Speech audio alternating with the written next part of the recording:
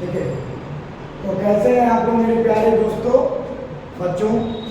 आज मैं फिर आप लोग के लिए एक नया सा वीडियो लेकर आया हूँ, एक नया सा टॉपिक लेकर आया हूँ। उस टॉपिक का नाम है इलेक्ट्रोकेमिस्ट्री। इलेक्ट्रोकेमिस्ट्री कहने का मतलब that means current with the chemicals, how to react with the current and the chemicals, how to make chemicals are formed in the electrical energy।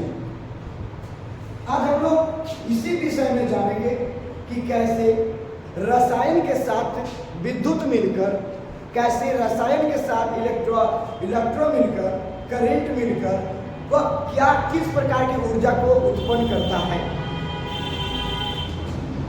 ठीक है, तो अभी आपके सामने एक केमिस्ट्री का टॉपिक है, टॉपिक नंबर 3 इलेक्ट्रोकेमिस्ट्री। इलेक्ट्रो का मतलब होता है इलेक्ट्रो और प्लस में केमिस्ट्री, अगर अलग अलग कर दिया जाए इलेक्ट्रोकेमिस्ट्री को तो electrochemistry as like the current और as like the chemical, as like the current as like the chemical, यानी कि current convert chemical energy and chemical is convert in the इसमें current यानी इलेक्ट्रिकल एनर्जी, यानी कि chemical energy रासायनिक ऊर्जा विद्युत ऊर्जा में बदलेगा और विद्युत ऊर्जा रासायनिक ऊर्जा में बदलेगा। तो आज हम लोग जानेंगे यही चैप्टर का नाम, इसके विषय में जानेंगे कौन कौन चैप्टर। ठीक है, इलेक्ट्रोकेमिस्ट्री कहता है it is a branch of the chemical science, यह रसायन विज्ञान का एक शाखा है। जब वे इंट्रोड्यूस इलेक्ट्रिकल एनर्जी, जब इलेक्ट्रिकल एनर्जी को convert into the chemical energy में बदल दिया जाता है बाय द इस फिनोमेना, इसके ही द्वारा यह क्रिया that this activity is a बार एंड अगेन टू अगेन, है ना, this activity is known as again to again is known as the electrochemistry. यानी कि इलेक्ट्रिकल एनर्जी केमिकल एनर्जी में बदलेगा और केमिकल एनर्जी इलेक्ट्रिकल एनर्जी में बदलेगा, है ना, क्योंकि यही चीज लेकर जा रहा है कि कैसे केमिकल से इलेक्ट्रिकल एनर्जी कन्वर्ट होती है। जैसे आप लोग अपने घर में सेल का प्रयोग करते होंगे, एज लाइक सेल का मतलब, है ना, सेल का मतलब बैटरी। आप लोग घर में जब बैटरी प्रयोग करते होंगे तो रिमोट का बैटरी हो गया, क्या उसके बाद घड़ी का बैटरी हो गया, है ना, वॉच बैटरी हो गया। इलेक्ट्रोकेमिस्ट्री में सभी को ध्यान देंगे, इलेक्ट्रोकेमिस्ट्री में सब इंपॉर्टेंट पॉइंट, यानी ये सभी पॉइंट आपको पढ़ने हैं। लगभग अगर कंटिन्यू क्लास होती है तो लगभग आपका 8 से 10 क्लास में ये कंप्लीट हो जाएगा। 8 से 10 क्लास में ये कंप्लीट होगा। अगर लगातार क्लास नहीं चलती है, रेगुलरिटी क्लास नहीं चलती है, तो 15 से 20 क्लास में कंप्लीट होगा। क्लास समझ आ गया, है ना, दैट्स क्लियर, ओके। तो आप लोग ध्यान दीजिएगा, सम इंपॉर्टेंट पॉइंट में सबसे पहले डिफिनीशन ऑफ इलेक्ट्रोकेमिस्ट्री, जैसे कि अगर मैंने बताया था कि सबसे पहले इलेक्ट्रोकेमिस्ट्री का डिफिनीशन क्या होता है, तो मैंने उसके विषय में बता दिया था कि इलेक्ट्रोकेमिस्ट्री क्या होता है। और जस्ट नीचे लिखे थे इलेक्ट्रोकेमिस्ट्री का डिफिनीशन, तो इलेक्ट्रोकेमिस्ट्री का डिफिनीशन हो गया। इसके बाद इसके टाइप्स को पढ़ना है, इलेक्ट्रोकेमिस्ट्री के टाइप्स, यानी ये कितने प्रकार के होते हैं। उसके बाद सेल के विषय में पढ़ना है, सेल का मतलब बैटरी के विषय में पढ़ना है, जैसे प्राइमरी होता है, सेकेंडरी होता है, टर्सरी होता है, और किस प्रकार से बिहेव करता है, how to behave this cell या दियर सेल से, है ना, ये हो जाएगा। उसके बाद टाइप्स ऑफ सेल्स हो जाएगा।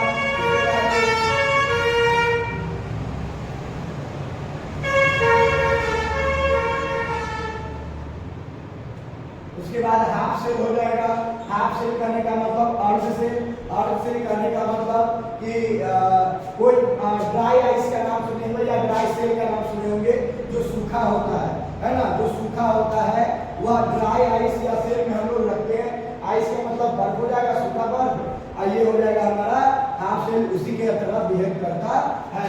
जैसे यहाँ पे क्वेश्चन दे देगा Cu से Cu2+ बनता है, Zn से Zn2+ बनता है, तो इस प्रकार के क्वेश्चन को जो हाफ सेल के अंतर्गत रखा गया है। अगर हाफ सेल कहने का मतलब इसका रिएक्शन हाफ होगा, सेल कहने का मतलब जिसकी रिएक्शन पूर्ण होती है वो हमारा सेल हो गया, और जिसकी रिएक्शन हाफ होती है वो हाफ सेल कहलाएगा। उसके बाद हमारा हो जाएगा इलेक्ट्रोड पोटेंशियल, इलेक्ट्रॉन पोटेंशियल। उसके बाद हो जाएगा हमारा standard electrode potential, standard electron potential, है ना।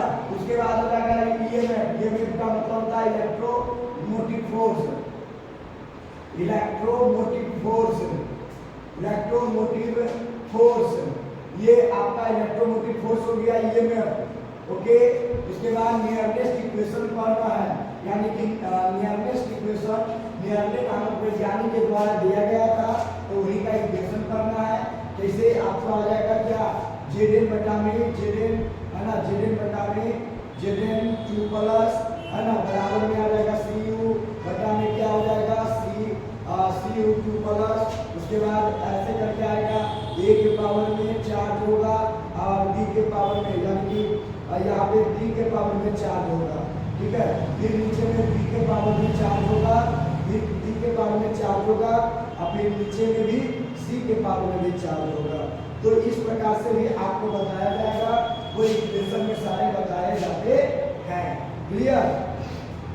इसके बाद देखिए गिव्स एनर्जी ऑफ रिएक्शन, अभी क्रिया से किस प्रकार की एनर्जी निकलती है, किस प्रकार का ऊर्जा निकलता है, और कौन सी ऊर्जा कहाँ पे प्रयोग होता है, ये सभी हम लोग पढ़ेंगे। जैसे अभी आप लोग जान रहे होंगे सोलर सिस्टम, है ना, जानते हैं ना सोलर सिस्टम क्या होता है।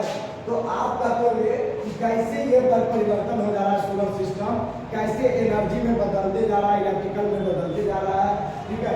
तो ये सभी आपको इसमें पढ़ने के लिए मिलेगा।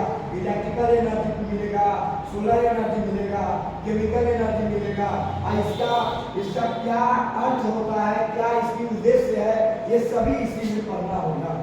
इसके बाद कंडक्टेंस ऑफ इलेक्ट्रिसिटी सॉल्यूशन, यानी कि इलेक्ट्रिसिटी के विषय में बताया जाएगा, करंट के विषय में बताया जाएगा, कहाँ पे प्लस का काम करेगा, कहाँ पे माइनस का काम करेगा, कौन सा करंट हाई होता है, कौन सा करंट लो होता है, कौन, है ना, कौन अच्छे मतलब अच्छा कंडक्टर होता है, कौन खराब कंडक्टर होता है, मतलब गुड कंडक्टर, है ना, जो आसानी से अपने अंदर पूरी मात्रा में करंट को क्या करे इंटर कर सके, कर सके। तो ये हो गया। उसके बाद स्टैंडर्ड इलेक्ट्रोलाइसिस हो जाएगा, वीक इलेक्ट्रोलाइसिस हो जाएगा, केमिकल इलेक्ट्रोलाइसिस सेल हो जाएगा, फैराडेज लॉ हो जाएगा। फैराडेज लॉ में दो लॉ पढ़ना है, फैराडेज लॉ में दो लॉ पढ़ना है, first law and second law.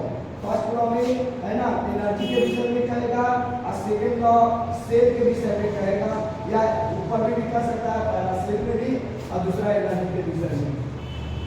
तो फैराडेज लॉ के विषय में पढ़ना है। उसके बाद प्रॉपर्टी ऑफ इलेक्ट्रोकेमिकल से सेल के विषय में पढ़ना है, ठीक है। इसी चैप्टर में सारा इलेक्ट्रोकेमिस्ट्री में करंट से जुड़े, यानी केमिकल किस प्रकार से करंट में तब्दील होगा, इसके विषय में हमको ये पढ़ना है, ये चैप्टर को, ठीक है।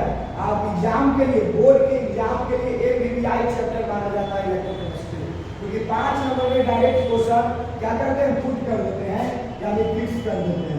उसके बाद आता है कंडक्टर, कंडक्टेंस, इंसुलेटर, उसके बाद सेमी कंडक्टर क्या हो जाएगा इसमें। उसके बाद कंडक्टर जाने करते हो जिसमें अच्छे से करंट क्या हो जाए, पास कर जाए, जिस पाथ में करंट आसानी से पास कर जाए, नॉर्मल वे में पास कर जाए, तो कंडक्टर होता है। जैसे आपको सिल्वर हो जाएगा, ठीक है। कंडक्टर होता है जो उसी के पार्ट होता है, और इंसुलेटर होता है जो उसी का पार्ट होता है। इसमें या करंट का एक भी अमाउंट नहीं जाता है ना, मिनिमम अमाउंट में भी नहीं जाता है इंसुलेटर में। उसके बाद सेल कांस्टेंट में, सेल कांस्टेंट में बताया जाएगा कि बैटरी किस प्रकार से कांस्टेंट रहेगी। उसके बाद डिफरेंट कंडक्टर, डिफरेंशिएट कंडक्टर बताया जाएगा, तो लियाकी कंडक्टर के विषय में बताया जाएगा, कोलराउस नियम के विषय में बताया जाएगा, लॉ ऑफ कोलराउस लॉ के विषय में। उसके बाद टाइप्स ऑफ इलेक्ट्रोसेल में इलेक्ट्रोलाइटिक सेल बताया जाएगा, प्रतिरोध बताया जाएगा, रेसिस्टेंस बताया जाएगा। उसके बाद विस्कोसिटी बताया जाएगा। विस्कोसिटी मतलब यानी कि रेसिस्टेंस और विस्कोसिटी एक जैसी है, जिसमें विशिष्ट चालकता या और भी चालकता के विषय में बताई जाती है, ठीक है। उसके बाद डिस्टिंग्विश आ जाएगा, अंतर आ जाएगा, ठीक है। उसके बाद लास्ट में साथ आ जाएगा। क्लियर है। साल्ट मतलब लवण सेतु आ जाएगा, किस प्रकार से लवण बनाती है। ओके, तो आज हम लोग रखेंगे यहीं तक, इसके विषय में जानकारी रखेंगे और अगले बार में हम लोग जान पाएंगे एक लाइन से, और इसके आगे का वीडियो हम लोग क्या करेंगे, आगे की स्टडी अगले क्लास में करेंगे। और प्लस में इसके विषय में धीरे धीरे डार्क नॉलेज यानी डार्क स्टडी करते चलेंगे। आप लोग मन लगा के पढ़ेंगे और मैं मन लगा के आप लोगों को पढ़ाऊंगा। क्लियर है? क्योंकि जानबे करते हो है ना कि लहरों से डरकर नौका पार नहीं होती है, और कोशिश करने वाले की कभी हार नहीं होती है। ठीक है, कोशिश करते रहना, थोड़ा बहुत रोज कोशिश करना है ना, थोड़ा बहुत रोज कोशिश करना है। ठीक है, क्योंकि चैन को त्यागो तुम, नींद चैन कहते हैं क्या, नींद चैन को त्यागो तुम, युद्ध का मैदान छोड़कर मत भागो तुम। यूं लोगों की जयकारा नहीं लगती है, यूं लोगों का जय जयकार नहीं होता है, और कोशिश करने वालों की कभी हार नहीं होता है। तो कोशिश करना है, क्योंकि गुड से बनता है बेटर, और बेटर से ही बनता है बेस्ट। तो आप लोग अभी गुड बनिए, बेटर धीरे धीरे बनते चल जाइएगा, और जब बेटर बन जाइएगा तो उसमें धीरे धीरे आप अपने आप बेस्ट बन जाइएगा। जीवन में कुछ नहीं है, पढ़ाई ही जीवन है। अगर कुछ पाना है, अगर कुछ चीज लेना है, हासिल करना है, अगर कुछ चीज तुमको चाहिए तो वो तुमको एक ही चीज दिला सकता है, वो शिक्षा। क्योंकि शिक्षा दुनिया का सबसे बड़ा तलवार है, दुनिया का सबसे बड़ा क्या है, अस्त्र शस्त्र है। इसके बिना है ना, इसके बिना कोई भी व्यक्ति क्या है, निहत्था है। यानी कोई भी व्यक्ति समझिए कि वह जी तो रहा है, लेकिन उसके जीवन का कोई मतलब नहीं है। ठीक है, शिक्षा सबसे बड़ा मनुष्य का, मानव का, मानवता का अस्त्र शस्त्र है, जो समय समय पर उसे क्या करना पड़ेगा, है ना, प्रयोग करना पड़ेगा जरूरत के अनुसार से। ठीक है, तो आज हम लोग यहीं तक रहने देते हैं। आप लोग खुश रहिए, मस्त रहिए और आगे की ओर बढ़ते रहिए।